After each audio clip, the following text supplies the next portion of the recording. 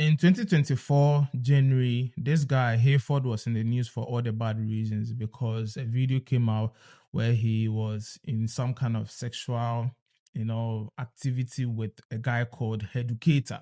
Now, Educator is this guy who comes across as a girl and does all sort of crazy things on the internet. So when the video came out that these two guys were engaging in some kind of sexual activity, it blew the internet, and that was how come Hayford rose to social media prominence, and he has been capitalizing on that to stay relevant for a very, very long time.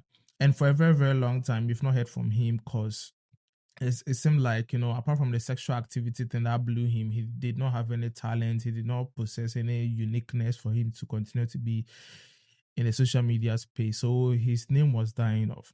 Now we're in 2026 and he's trying to revive his brand, trying to be in the news again and become the talk of the town. And he's doing that by going through the same routes, by engaging in some kind of sexual activity or some kind of sexual misdemeanor in order to be in the news once again. And that is how come wherever you pass, you are hearing Hayford, Hayford, Hayford. So it all stemmed from the 2024 video with Educator. Yes, Hayford was arrested. But this is the story. So there was a first video that came out where Hayford was threatening to beat people on the internet because he said, people were sharing videos of him on the internet and he was not happy with that. And that video was actually, a reaction or a challenge that was ongoing on TikTok where people were doing all sort of things, these view ones thing that they were doing and all, right? So there was a video that was purportedly shared on social media that had Hayford in it. So Hayford came out to say that, oh, he's not the one in the video, and that whatever was happening was just a smear campaign and give him a bad name. So that was how come he came out and said, oh, wherever I'll meet you guys, I'll beat you guys up.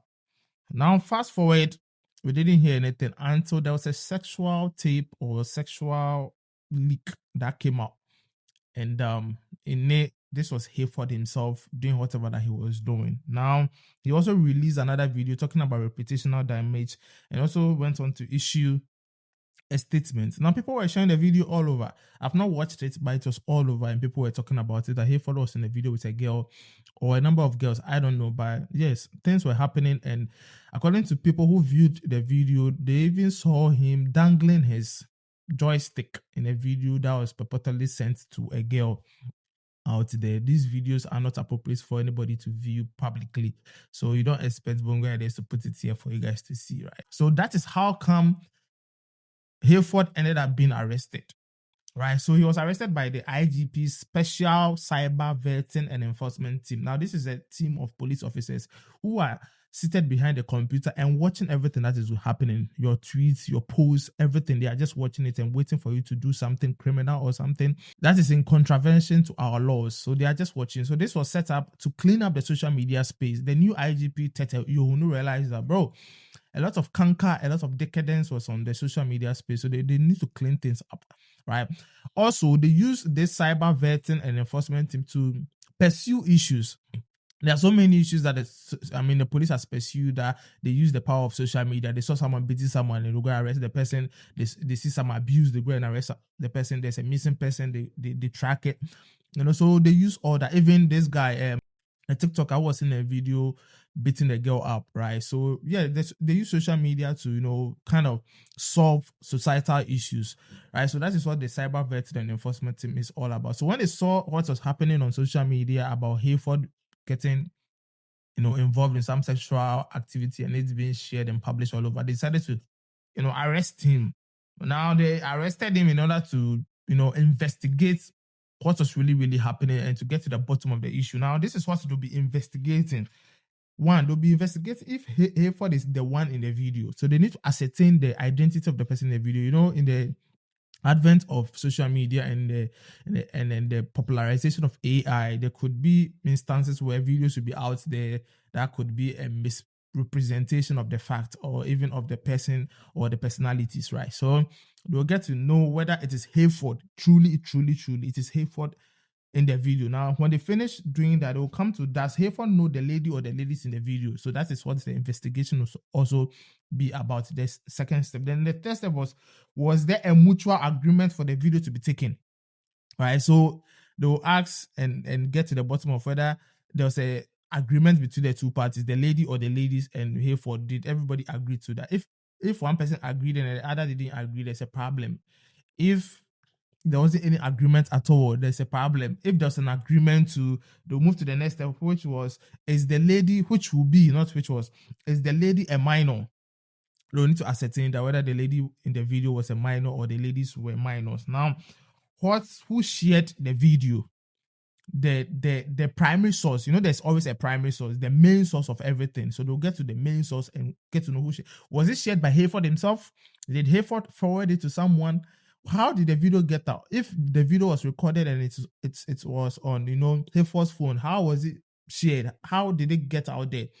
So they need to get to that criminal aspect of it, whether it was Hayford who passed it on to people or it was leaked, or how did it end up in the public domain, right? So we'll get to know that. And what was the motive behind sharing the video? Was it for pleasure? Was it for fun? Was it for revenge? Was it for sextortion? Like they'll get to know the motive, and the motive behind the action will actually determine the severity of the crime. Right. So basically, that is where we are now. Now, Hayford has already shared a video where he said that I've not been arrested and all that. We will get to that, but what I want to say about that is that he's just trying to save his face, because I have very, very close contact to the police administration. I even met the IGP recently.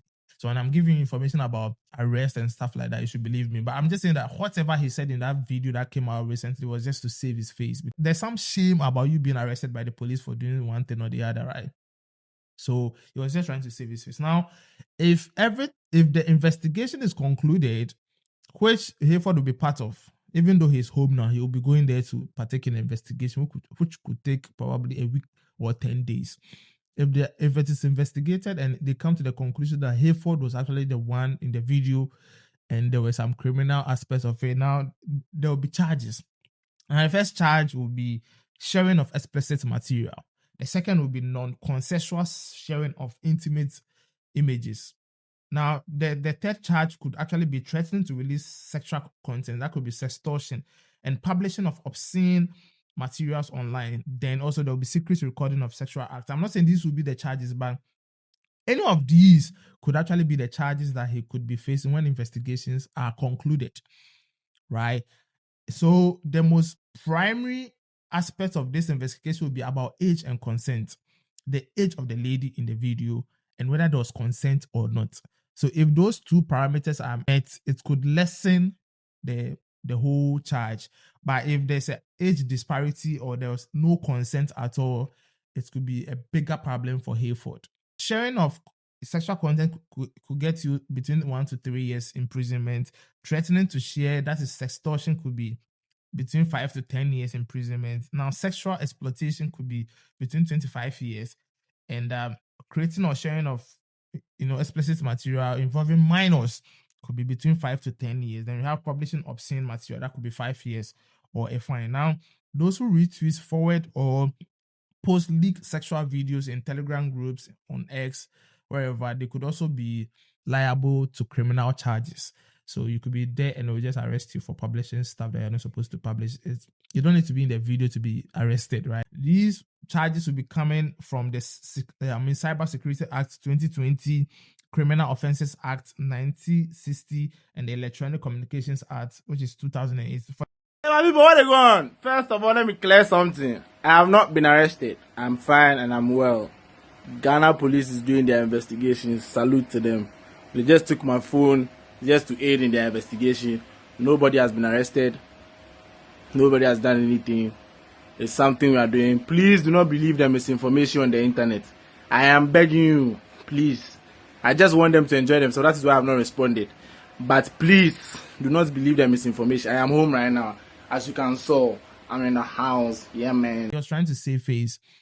He was trying to be like, oh, me, I be hard guy still. They not arrest me, but there was an arrest. He was actually put in cuffs and sent to the police headquarters or the criminal investigation department for investigation, right?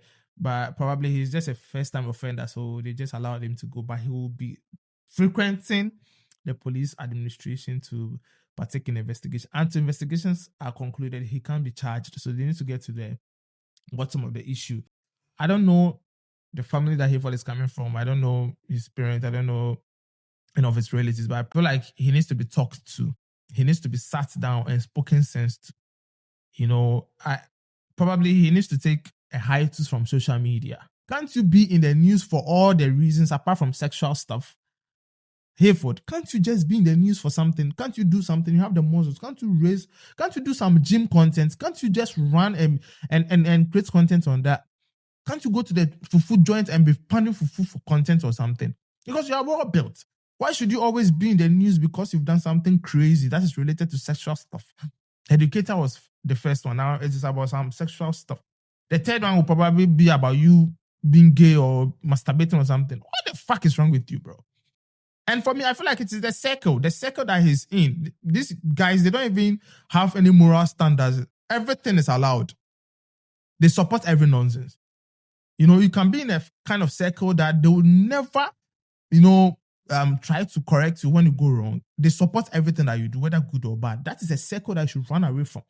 That is a group of people that you should not associate with. People that cannot look you in the face and tell you that, bro, what you are doing is wrong. You are going wayward, bro. You need to stop this. If you have friends who can't speak the truth to you, bro, you are in a very, very serious problem.